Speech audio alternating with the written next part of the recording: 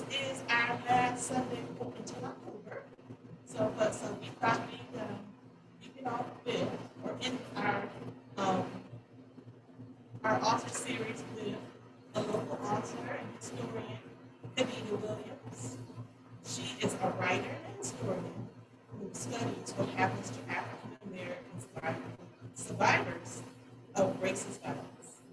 She is from West Michigan by way of Illinois, Arkansas, Mississippi, South Carolina, the continent.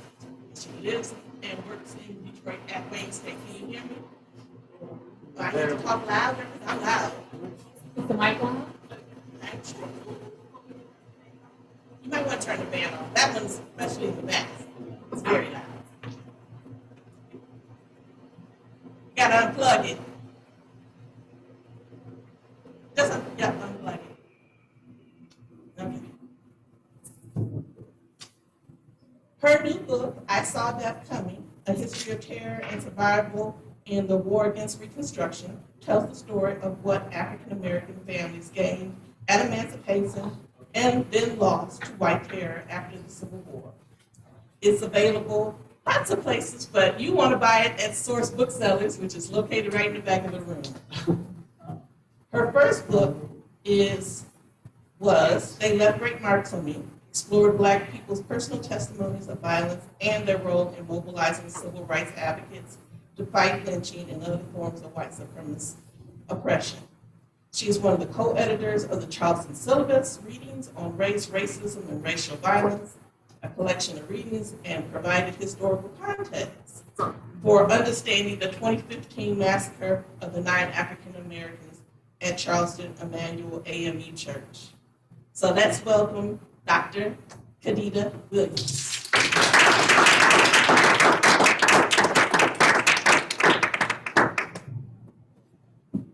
Good afternoon. Thank you so much for coming. Can everyone hear me?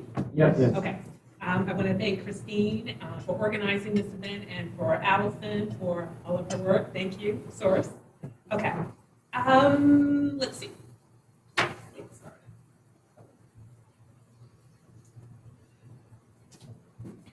Abe and Eliza Lyon were lined up on the starting blocks of freedom when slavery was abolished. They had dreamed of this moment for most of their remembered lives.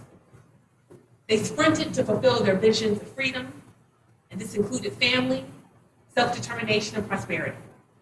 By 1870, the Alabama couple had accomplished a great deal. Abe was 30 years old, Eliza was 35. They got legally married and set up their home in a little village in Choctaw County, Alabama. Abe was working as a blacksmith from his own shop. Eliza left her job in domestic service and was keeping her own house, only occasionally doing some work on the plantation just when they wanted to make a little bit of extra money. The family had amassed a hoard of hogs, a significant investment that indicates they were producing cured meats and breeding specifically for the market. Their 3 children, William, Ella, and Annie, were enrolled in the local school. Their older daughter was in school in Demopolis, where Eliza grew up. Through their combined industry over several years, Abe and Eliza saved $600, the relative worth of which is more than $200,000 today. And they plan to move to Demopolis, buy property, and build a home of their own. Secession and the founding of the Confederacy were less than a decade in the past. Barely 5 years separated this family from the end of the bloody Civil War and their initial sprint into freedom. They were living their best post-emancipation life. I think that matters, and it's important to acknowledge because their testimonies and other records make clear they made the very most of freedom. But those achievements provide a context for why Confederates targeted them in what I call the war after the Civil War, the one white Southerners waged on African Americans' freedom. Like many of you, when I was in school, I was either not taught anything about Reconstruction or I was taught that it failed. That never made sense to me. But that's what I learned in school. That's what my teacher said. So I moved on to research other more worthy topics because who spends time studying a failure? But something kept drawing me to Reconstruction, specifically Black Reconstruction.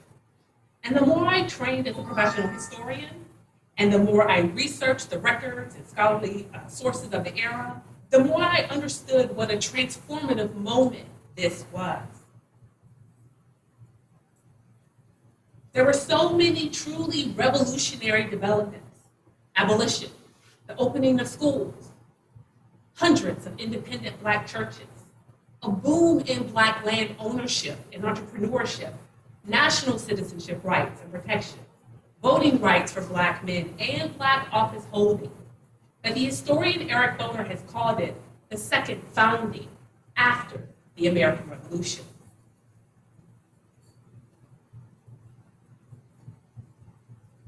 Abe and Eliza Lyon were part of this transformative moment of Black Reconstruction. They had joined more than 4 million other Black people who helped snatch freedom from Confederates and who tried to live upright and build a morally just world for their families after the Civil War.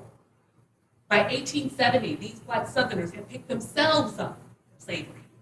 They had reassembled their families to the very best of their ability.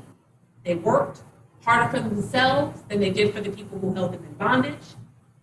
They established their communities with churches, schools, orphanages, etc. Some had acquired land and opened their own businesses, like Abe had. Others were working, being industrious, and saving money with their eyes fixed on the prize of having their own homesteads. And to protect all of these rights and to secure their families' futures, Black men wanted to vote and serve in office. Confederates who hadn't really given up the cause of subjugating and exploiting Black people saw the strides African Americans made as a threat to their ongoing mastery. They fought to sustain their privileges in the American system. And so what we see is that they launch a torrent of violent attacks on Black people who were reaping the rewards of Reconstruction's expansion of freedom and democracy. In the spring of 1866, white men in Pulaski, Tennessee, formed social clubs in which they sometimes donned masks or elaborate costumes and performed musical entertainment. They also engaged in a lot of pranks.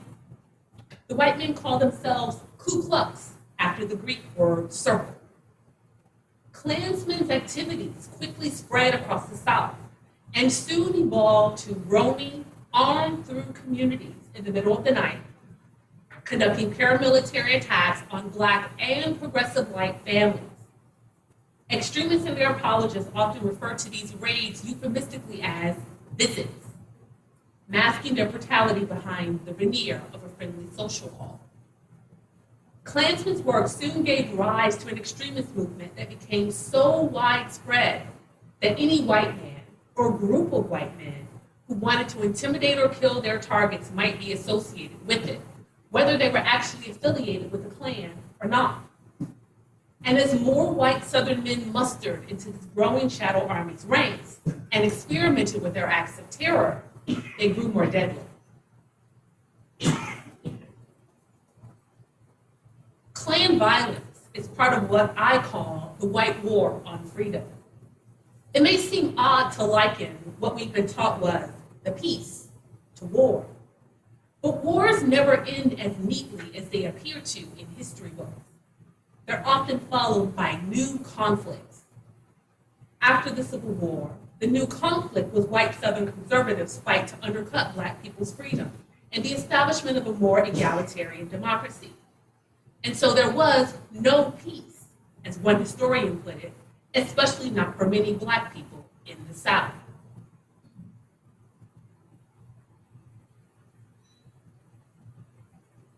And African Americans like Abe and Eliza Lyon knew it.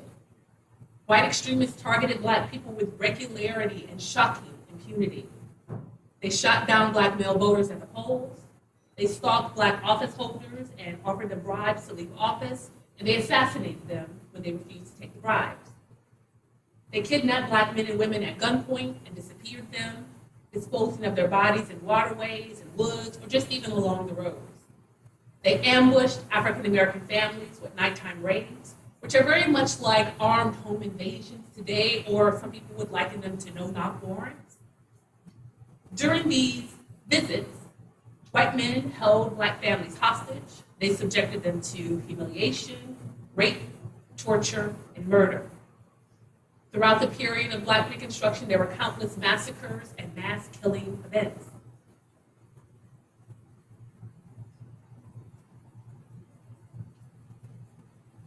And so you've got, as part of this is the white man's government. We regard the Reconstruction acts of the larger processes of Reconstruction as usurpations, unconstitutional, revolutionary, and void was the language they used to justify the violence they were engaged in.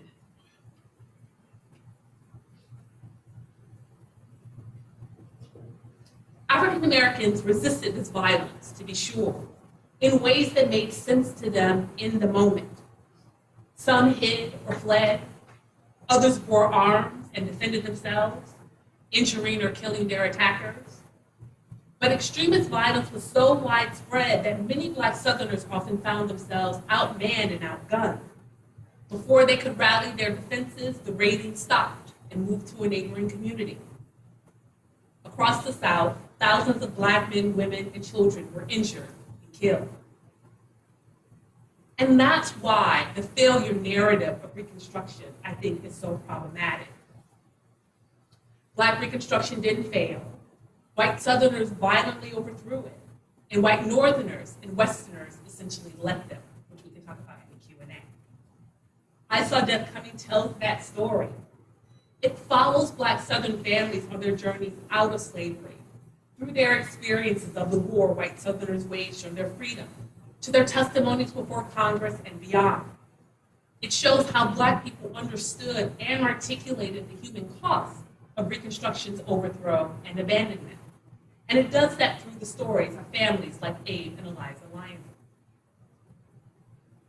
On June 6, 1871, Abe had spent the day in his blacksmithing shop. He was working, Eliza finished her homemaking tasks. The children had completed their chores and lessons with time for play after. They were all in bed at their home at 11 p.m. when someone knocked on their door and asked if Abe was home. The family hadn't heard of any threats, and Eliza said, "We're not thinking about such a thing." That's why Abe answered that he was home, and he got up from bed to answer the door. But something, perhaps the sight or sound of the men and his awareness of the threat they posed, or just a feeling with his skin tightening and puckering with goosebumps, whatever it was, it so terrified Abe that he didn't move. Human bodies and minds are wired to sustain themselves, and when under attack, focus solely on survival and avoiding injury. When the mind detects threats to life, like Abe experienced, it triggers pre-programmed escape plans by secreting stress chemicals to propel the body into action, specifically to survive by running, hiding, or fighting. But for some people, the unthinkable happens. The brain's defense circuitry shuts down and they freeze. This is what I think happened to Abe. He might have felt heavy, as though he were in a nightmare from which he would soon awaken. But this wasn't a dream, and that horrified him. Eliza, who was able to remain calm, said he, quote, looked like he was in a perfect scare, suggesting he was completely paralyzed by fear. Abe remained in that trance-like state, prompting Eliza to act in hopes of guiding her husband to safety and protecting herself and their children. That's why Eliza, grabbed Abe, trying to steer him out the back door. He was so scared, she said. He wheeled around the room in that scare like his feet were bolted to the floor, not knowing what to do. Eliza's hope that her husband would gain control of his senses was soon dashed. The invaders burst through the door, threw a rope over his head, and dragged him outside and away from their home. Eliza yelled to her neighbors and any passersby for help, but no one came. To silence her screams, the attackers drew their guns on her. They told me if I didn't hush hollering, they would blow a hole right through me, she said. Eliza knocked away one of the guns with her hand. The men held fire, but Eliza said they told her they would finish with me directly. The night riders carried Abe away from his home and up a hill nearby. Eliza didn't follow. Soon she saw the flash and heard the blast of a double-barrel shotgun. Then one of the men shouted an order for the rest of the gang to fire, and they did.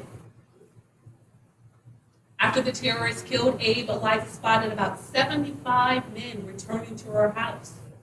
I knew they were going to kill me, she said.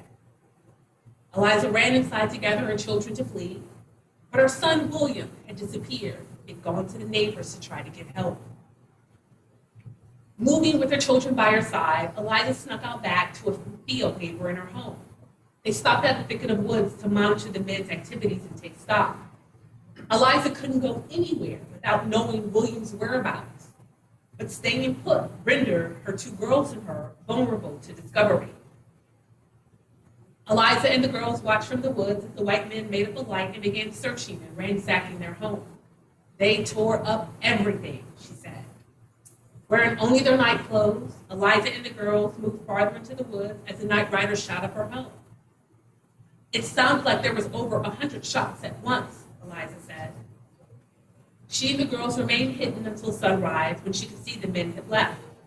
That's when she went to confirm Abe's killing and then to find William, who was alive and as safe as he could be given what happened to his family. Eliza and the children lost Abe, their cash, and all their possessions. They lost that year's crop, their hogs, and most of Abe's tools.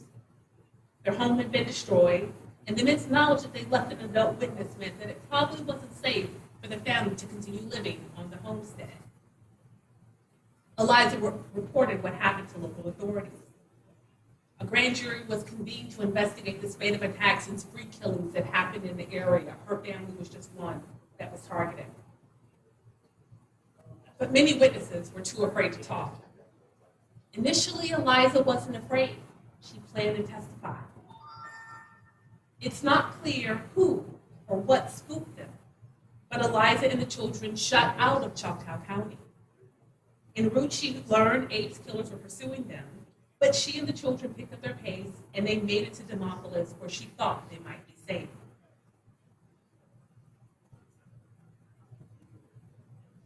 Targeted people's reports of atrocities to Freedmen's Bureau agents, Army personnel, and elected officials from their communities through members of Congress and the White House were like urgent dispatches from the front lines of the war on Reconstruction. Receiving a flood of reports of attacks like the one on Eliza and Abe's family, Congress convened an investigation into the execution of laws and the safety of the lives and property of the citizens of the United States. The committee's work became known as the Klan hearings because of how prominently violence like the visits featured in the investigation. Lawmakers traveled to hotspots of Southern disorder, where they solicited testimony from office holders, voters, accused perpetrators, and their victims. Families like Eliza and Abe's had greeted emancipation with great expectations. Many of them achieved their dreams of freedom or were on their way to doing so when the white men came for them. When Congress issued the call for witnesses, they stepped forward, hoping to convince federal officials to take purposeful action to end the violence so their families could live in peace, pursue their dreams, and they could secure their children's futures. Eliza, now a widow, lost everything. Displaced from her home community and her support network, when she testified before Congress, she was struggling to take care of herself and her children, which was exactly what the white men waging war on Black people's freedom wanted, to destroy everything Black people built and leave them with nothing. They hoped Black people had no choice but to return to plantations and accept conditions very similar to slavery. Facing that prospect, and the possibility that the world wouldn't know what white Southerners did to them, that there might not be some form of redress, that free Black futures might be forestalled, survivors like Eliza stepped forward at great risk to themselves and their families and reported what happened. They hoped, like I said, to convince federal officials to take action. And as they told their stories, what's really interesting about them is that they reveal how much their families gained with emancipation. They spend as much time in their testimonies articulating, these are all of the things we've done since emancipation. And this is what we're in the process of losing to this violence. Brave survivors, like Eliza, made their way to the sites of the hearings, and you can see them with the little circles. So they're in places like Huntsville, Atlanta, York, Spartanburg, Jacksonville, etc. That's where the hearings are being held. And what we see from the records is that extremists made clear their determination to sustain as much of slavery as possible.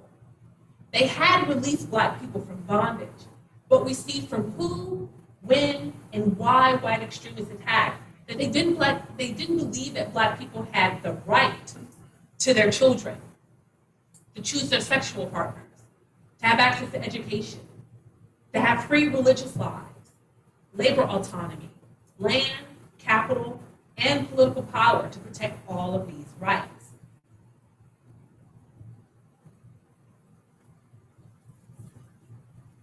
Eliza and other survivors' decision to testify, I think, was informed by their individual and collective sense of self-love, self-respect, and what Toni Morrison calls self-regard. Targeted People's testimonies provide a counter-narrative of the stories we've been told about Reconstruction's supposed failure. Speaking with one voice, they said white Southerners were waging war on Reconstruction by attacking Black people who were making the very most of freedom. In naming their attackers, detailing their injuries, saying the names of their slain kin, crying out for justice, and keeping the record alive, survivors said Black people's lives, freedoms, and futures matter.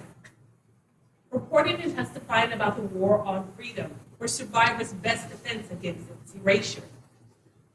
These testimonies did play a role in helping federal officials persuade federal officials to take more action to try to drive the Klan underground, but not before they killed countless people and seriously undercut Black people's freedom and participation in American democracy.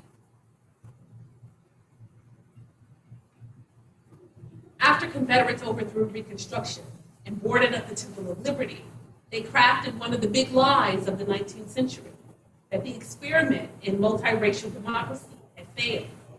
They falsely claimed that white Northerners had unfairly punished white Southerners for secession by enacting, quote, Black rule. Black men voted and were elected into office, but they never enacted any policies that hurt white people or took away their rights. But none of that mattered to Confederates and their supporters, including racist whites in the North and West, who were determined to deprive Black people of any opportunity to transcend slavery. So they falsely claimed that emancipation, equal rights, and the franchise were wasted on Black people. And that's important because these claims were part of a larger white supremacist political project that was designed, to deny Black people dignity, autonomy, and sometimes even life and freedom. With Black people supposedly not knowing their place, white extremists claimed that white Southerners had no choice but to restore their honor, and the only way they could do that was by forming white terror gangs, raping, torturing, murdering, and massacring Black people, and installing the racist apartheid system of Jim Crow. And what we know is that they're able to do this in large part because federal officials don't act. But they also flood the public discourse with this propaganda in K-12 and pop culture, politics, and public policy. Black Southerners' counter-histories of atrocity and betrayal during Reconstruction were no match for the machinery of the lost cause, and all those Americans who embraced the big lie of Reconstruction's supposed failure. And I saw death coming. I used testimonies like Eliza Lyons to challenge the failure narrative of Reconstruction. What people targeted in the war after the Civil War knew and tried to communicate to anyone who would listen was that families were the cornerstones of Black people's individual and collective freedom. Family was the glue that had bound them together.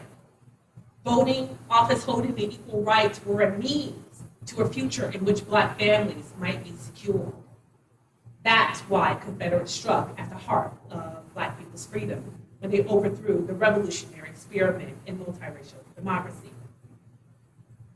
For many survivors, the task ahead was to remember the future, hold tightly to their kin and their deferred dreams while striving toward an uncertain horizon. I think understanding Black family stories of racing into freedom and the price white extremists made them pay in the war against it, Americans learned that the arc of our history doesn't always bend toward justice. That story, I think, is essential for understanding why, more than a century and a half later, our struggle continues today. Thank you.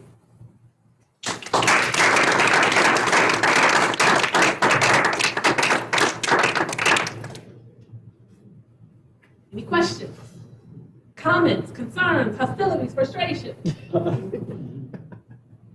You, sir. Your last word was today. Today. Okay. You, sir, right here. So, did the Klan document much of what they were doing in terms of having meetings, drafting minutes, sending out messages, having debriefs? Did they kind of create what would be a search for archive? So they don't create it as much. And there's a great book out called The Birth of the Ku Klux by Elaine Parsons. And what she does is she looks at a lot of their records. And for one, there aren't that many records. For two, they're also really strategic in sort of playing games with the fact that, on the one hand, they're doing things, but we're not doing anything. Nothing's happening here. And so there aren't many records that document their activity.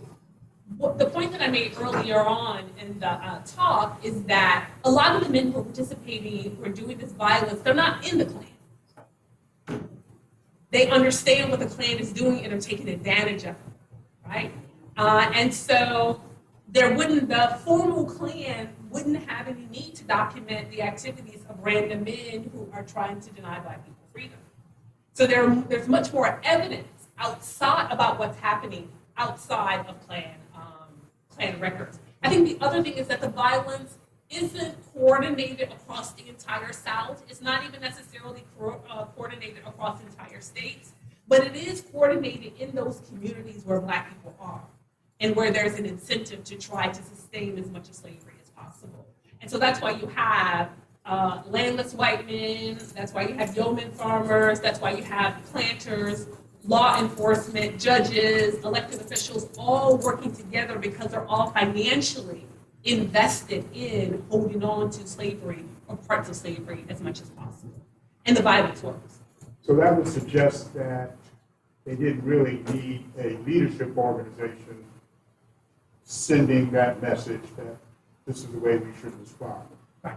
I mean, because if you think about the violence that had been used to keep Black people in bondage, all they're doing is essentially using that violence. But they're taking it up to another level because the violence used to keep Black people in bondage, it could be deadly, but it wasn't strategically deadly. Because it wasn't in white Southerners' financial interest to kill off all the people they were holding in bondage, right? But now that they're free, the value of Black people's lives in white people's minds changes. It's like there's a switch that's been flipped. And so that's why the violence is a lot more deadly. So it doesn't have to be coordinated. All you have to have are investments in white supremacy. And we know that circulates throughout the society. You don't have to be in a group or in a club in order to do that. Okay. All right, anyone else? Yes, ma'am. Is there a dollar figure associated with the loss of economics after Reconstruction for African Americans? So there isn't. I mean, like there are some local studies that are looking at deposits in the Freedmen's Bank. There's another study that looks at loss in terms of African Americans' inventions through patents, and how those go down significantly in communities where there was violence. And so an indication. So we don't have like firm numbers. But I think historians of Reconstruction are doing a better job of trying to get a sense of how much land was lost, how much property was lost, the sort of livelihood in terms of the earnings. Those dollar values aren't exact for today. So that's why I use the fact that they had saved $600. And the relative worth of which today is about $200,000. That's because the value of the dollar changes so much over time. So we don't yet know, but I think historians are getting better tools to have a better sense of the loss. And that is sort of documented across a wide range of records. We know that it's significant, but it's hard to get a full grasp on it because it's so extensive and the records are so scattered. But that's a great question. Anyone else? Yes, sir. How did this story of Abe and Eliza's family come down to us? Is that through the federal hearings? Or? Yeah. Yes, it's because they testified at the hearings. And historians have been using the Klan hearings, those congressional investigations. What you should know is that there was the larger investigation into South Carolina. So President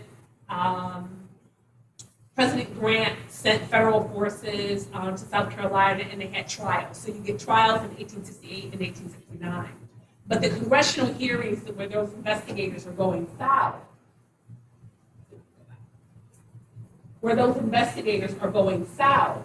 that's 1870 to 1871. There are 13 volumes of testimonies. So they're huge, and they're available online.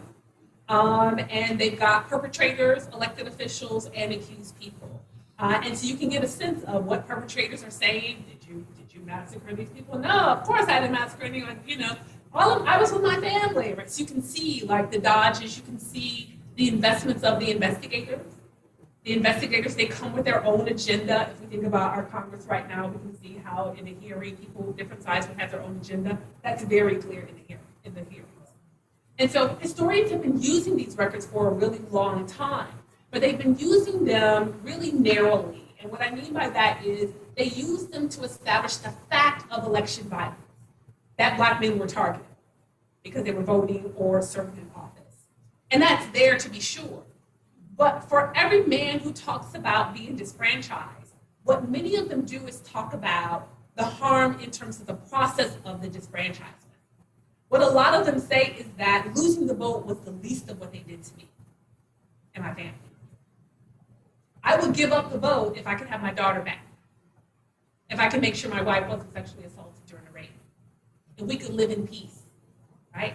If I didn't have to run with my crops in the ground, right? So historians have been using these really narrowly, and I went in because I really had a sense that election violence wasn't the only thing in there. It wasn't the only thing historically significant in there. And so I went in there really looking very specifically for how African Americans articulated the losses. But what I also sort of found in there is how clear they were in trying to get on the record everything that they had gained.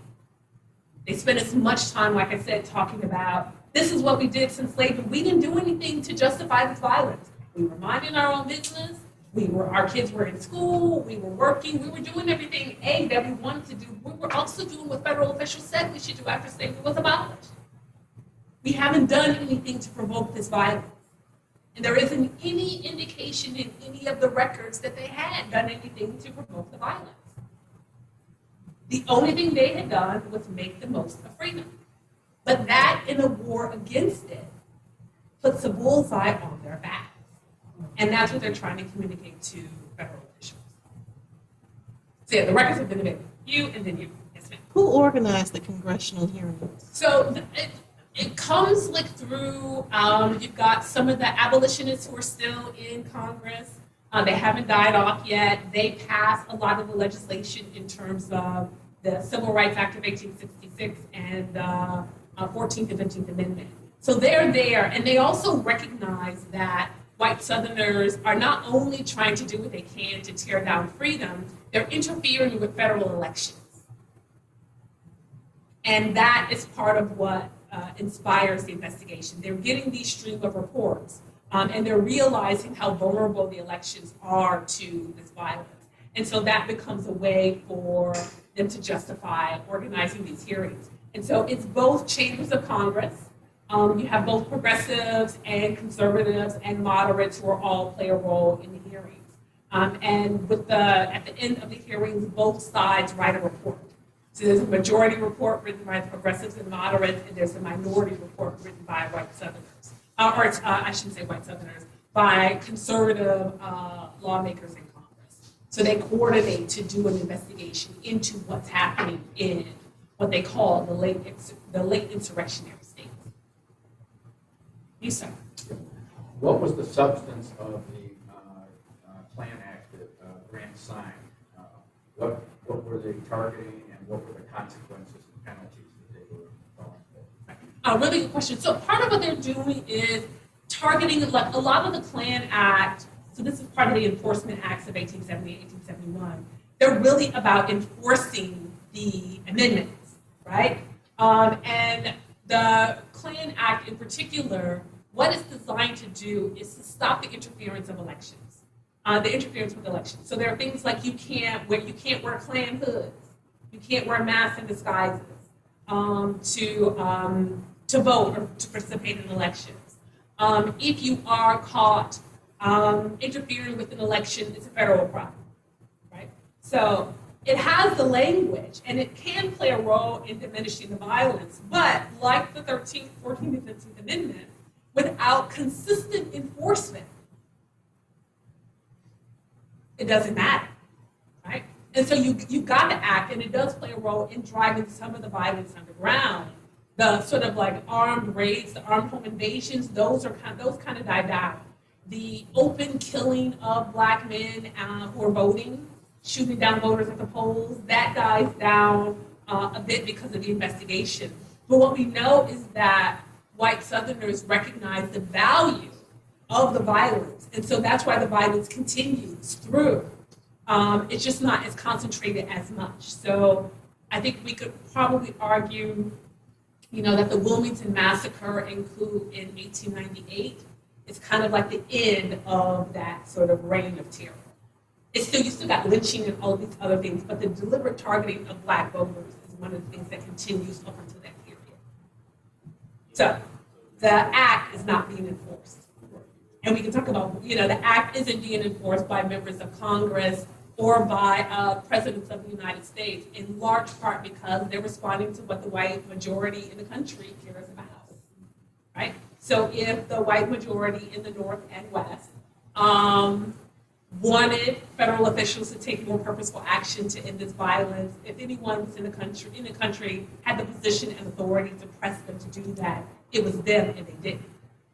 And a lot of it has to do with their own investments in white supremacy and their own fears and anxiety about the implications of black people enjoying the right to be free, equal, and secure. Yes, sir.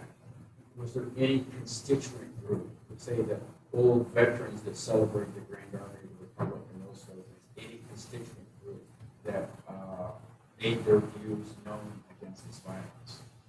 I mean, there are some, but not enough to stop it from happening. Right, so so you've got the abolitionists, the white abolitionists who are like, this violence is an abomination, we've got to do something about it. But they're often outnumbered by a lot of their fellow whites who are like, well, let's just move on. And when we understand what they want to move on to do, part of what they want to do is to move on in terms of conquest in terms of the West, to take the land from Native Americans and drive them to reservations, right? And so they want to move on to do these other things. What we also see in a lot of northern and western states are questions like, well, the 15th Amendment applied to us, we didn't secede, right? And that's an indication of their own investments in white supremacy. And their willingness to kind of let the white South, continue doing what they need to do in order to subjugate the black population. So there are some people, there are some white veterans, there are some white military personnel who are like, this violence is an abomination, we need to do something about it, but there aren't enough of them. Because if there had been enough of them, the violence wouldn't have happened, or there would have been more consistent action taken. And there are troops, but part of the issue that we have to sort of deal with is that it's technically peacetime, at least in the eyes of the nation, in the eyes of the Army, right? The Confederates are not waging war necessarily on current active, serving military people. They turn their fire onto the civilian population. And so, technically they're at peace. And you've got white conservatives, not only in the South, but in the North and West, who are saying, we're peacetime. Why is there an army? Why is there a standing army in the South? There's no violence. They declared and accepted terms of peace. right? And they're completely ignoring the violence against Black people. Yes, sir. Last question, then I'm going to move on to someone else. Yeah, Go ahead. well, go to somebody else if they have a Okay. question. I'm only speaking. Okay, yes, ma'am. So I was wondering if, have you ever, when you were a film called, sorry, have you ever seen or are you familiar with, I'm assuming you are because of subject matter, here with a series that was made in the '70s called Freedom Road, starring Muhammad Ali. So I was wondering how accurate was that film's portrayal of the Reconstruction? The reason I mention it is because it's really one of the very films that actually focuses on the Reconstruction and how it affected Black people, what they did right now. So it's a pretty good film. I haven't saw it. Right, so I feel like I saw that a really long time ago, and I feel like it sort of glimpses, it sort of like articulates the successes, you know, some of the things that people achieve. But I think that the historical records also do that. And I think like all of the other histories kind of do that too. There's another documentary, Skip Gates' documentary, Reconstruction, America After the Civil War, does a really good job of sort of digging into this history too. Yes, so. Yeah, and so this is important because, you know, I think when we had the 150th anniversary of the Civil War, it was marked, right? We had celebrations, we had remembrances, etc. But we are now in the midst of the sesquicentennial of Reconstruction and its overthrow. And that is going largely unmarked. People don't know that we are in the 150th anniversary of Reconstruction being sort of pulled slowly apart. And what that looks like and the implications that it has, or that Reconstruction's overthrow and abandonment has for us understanding the history after and the world we live in right now. So, you, sir, and then ma'am, and then we'll check over here. So, go ahead. So I'm interested in understanding the role that Andrew Johnson played in this Reconstruction period. And when did his term end? So he's out of office. So he comes in with Lincoln. He is impeached in 1868, I feel like is when he's impeached. And then he's replaced by Ulysses S. Grant. I think Grant is elected 1868. So he's not, so he doesn't even have a full term. I think it's a thing, you know, Lincoln's assassinated in 1865. I think Johnson had like those 3 years. He's not reelected. And in those 3 years, his efforts to reestablish the Confederates into the Americans, I guess to grant them To bring them back into the Bring them Union back fold. Yeah. or was there a specific legislation that he signed off on to make that happen, or was just a kind of mood or? So I would say that's part of the larger Reconstruction policy, right? So you've got a larger series of legislation by Congress that Johnson either approves of or he disapproves of. You know, he vetoes the Civil Rights Act of 1866.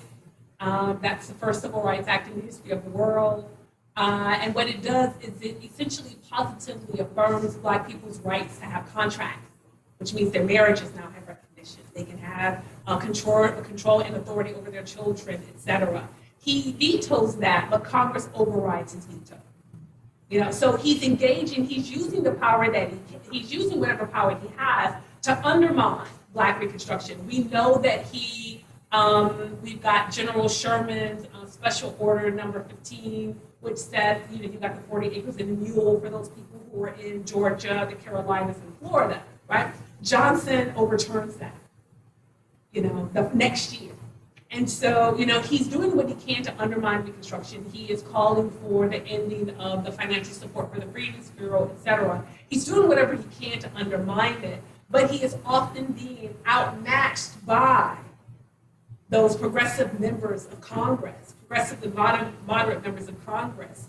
But that doesn't last because a lot of them die off, right? So they die off, and then you're going to have more of the former Confederates, those southern states that seceded, return to power. So they regain their seats in Congress. So he's able to, so he's not able to do that much. And by the time he is impeached, you know, he can sort of kick rocks and throw tantrums, but that's all he can do after impeachment. And, you know, he's not removed from office, but there's not much he's able to do. Just one more.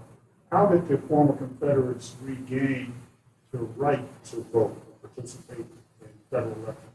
So part of it becomes like a condition of their readmission to the Union. So they have to rewrite their state constitutions, recognizing emancipation for the most part. But depending on when they come in, there are different Reconstruction policies that say you have to recognize the 13th Amendment. But for people who are coming in a little bit later, it might be that you have to recognize the 15th Amendment and allow Black men to vote. And then that's how you get back in. So that's part of how they start to regain representation in Congress. You'll have the Amnesty Act of 1872, which essentially is the last of the guardrails that's denying Confederates the right to serve in high office. So I definitely recommend Henry Louis Gates's Reconstruction, America After the Civil War. It's on PBS. It goes through a lot of this history. Yes, ma'am. Yes. Okay, I think I'm jumping ahead for your next book, maybe. But was there, in your research, did you find any type of information to talk about the psychological effects that post-Reconstruction had on African Americans? So what I know is that in the hearings, in these records, there are survivors articulate the psychological costs, right? There is a woman, you know, and there are indications of PTSD,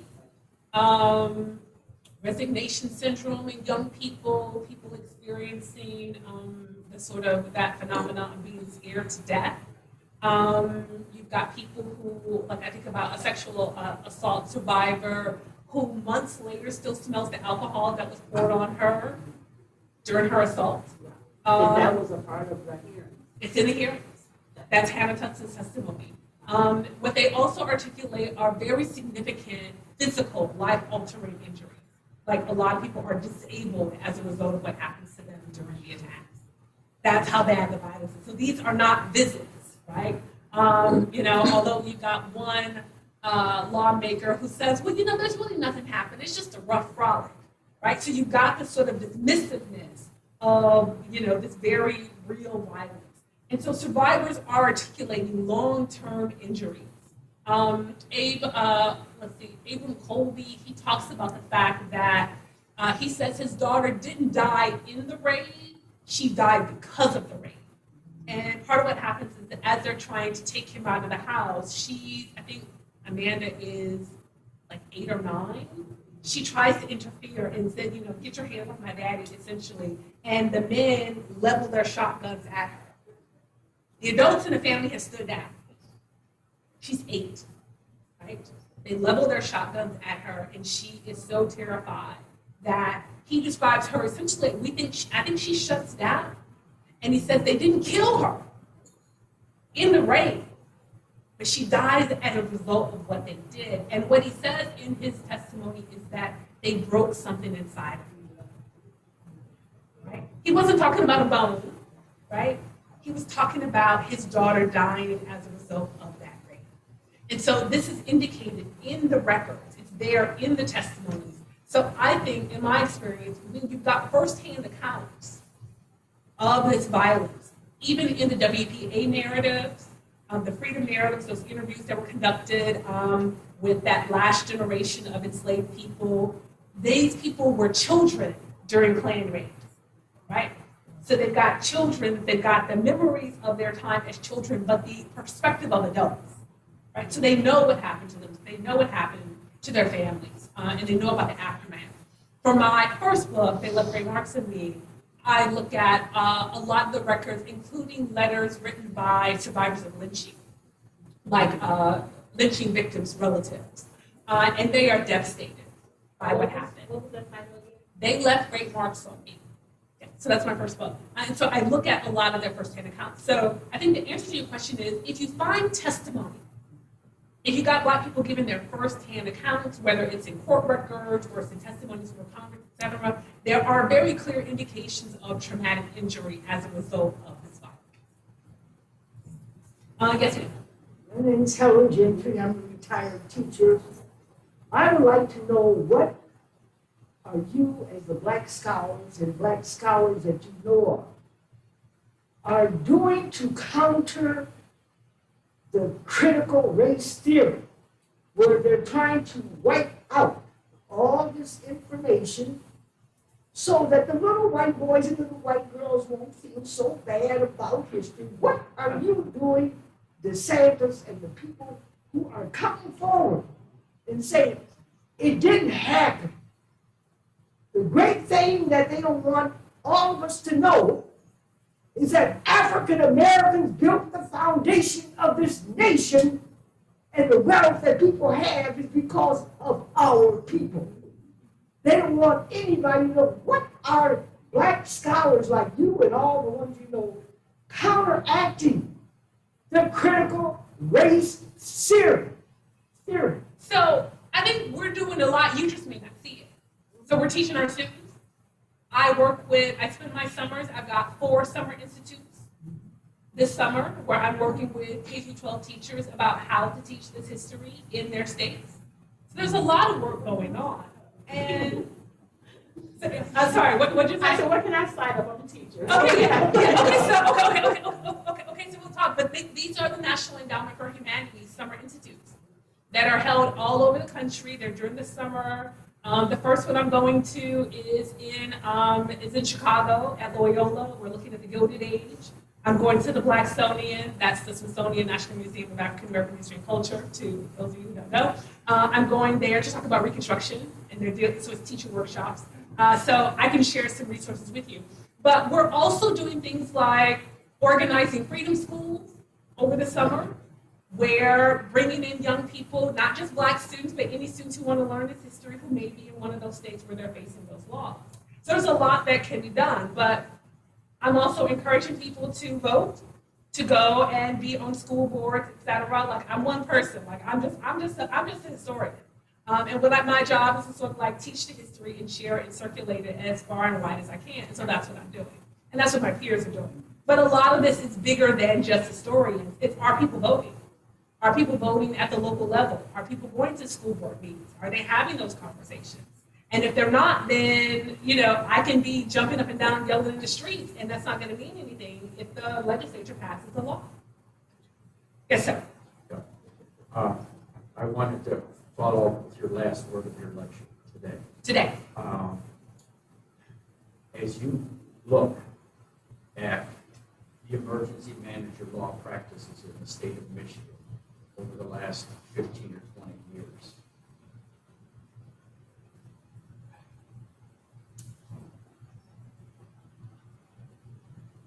how do you see that history being repeated in our time, where we have responsibility to act? So I think there are a lot of parallels. But I also think that this is part of the larger issues in terms of capitalism and racial capitalism, and our own kind of sometimes denial about what's going on, and the fact that a lot of us are implicated in some of the policies that are being dealt down to us, but we haven't reckoned with that. I think we've been really passive. We haven't been sort of really thinking things through and holding elected officials accountable so they think that it's okay, and then they pass laws to make it okay. So I think what we probably need is a lot more voter education and voter organization. And I don't think this is limited to voting. Don't get it twisted. I think there are a lot of things we can do in terms of organized protests, et cetera. But I think that some of this is just like us not knowing, us not paying attention, and us not holding people accountable. And so, when the state, does things like have the emergency manager, when they make sure that officials are protected from the massive flooding that we got in Metro Detroit several years ago, making sure that cities are not held accountable, they're not financially liable, that's pushed all onto you as homeowners. We have been passive and gone along with it and not sort of engaged in much more concerted action to protect ourselves and to protect everyone. So I think that that's work that can be done to deal with not only violence, but physical violence or police violence or vigilante violence, but the other forms of violence like economic violence and environmental violence that many of us are dealing with. Yes, sir. Yeah, yesterday a friend of mine said that he met with our Wayne County treasurer and showed him what was happening where they're taking millages that we voted for education, libraries, and parks and transferring that money to the developers. And I think it's unconstitutional. But somebody said you can't, taxpayers don't have a right to take a case about taxes, but I still think we should. But the point is, he talked to the Wayne County treasurer yesterday, and the guy didn't even know anything about it. And like what you were saying yesterday, Russ, they don't have anything up on their website. Government is secret, so it's up to us. We're gonna have to build our own network communication. And if 3 people would have, there are 3 people they contact, and each of those 3 people have we could get the grapevine going, because we're not getting any press coverage. I went to a demo that you were at, and I walked down there, there was never a single TV or radio station there, and they don't cover you anymore. So And sharing that information. Because they don't want people to know stuff. Exactly, and what they don't want you to know is that are the things that you really need to sort of like be thoughtful about sharing, and even not necessarily using traditional or currently popular ways of doing that. Thinking about underground communication and sharing information, I think it's really important. And that's the point, and this will be my last thing, that's the point that I make to parents and educators about what's happening in terms of these white comfort bills. Black history education hasn't only happened in the classroom. Historically, it didn't start in the classroom. It started on farms and plantations, with people being taught to read outside of the view of enslavers. And it continued, and it grew beyond that. Even during Jim Crow, when you've got Black history classrooms and Black schools denied access to resources, Black teachers, parents, and communities organized to make sure that that history was shared. So we need all hands on deck, is all of that. Thank you so much for coming.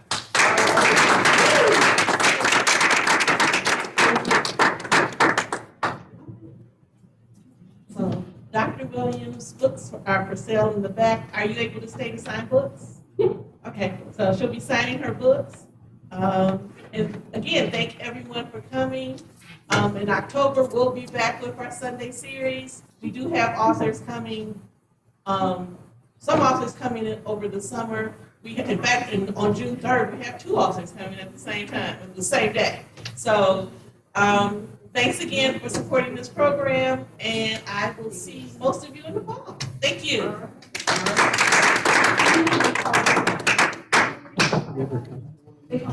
No. That just shows you your underutilized resources available. It's 70 or taco. Too much time watching.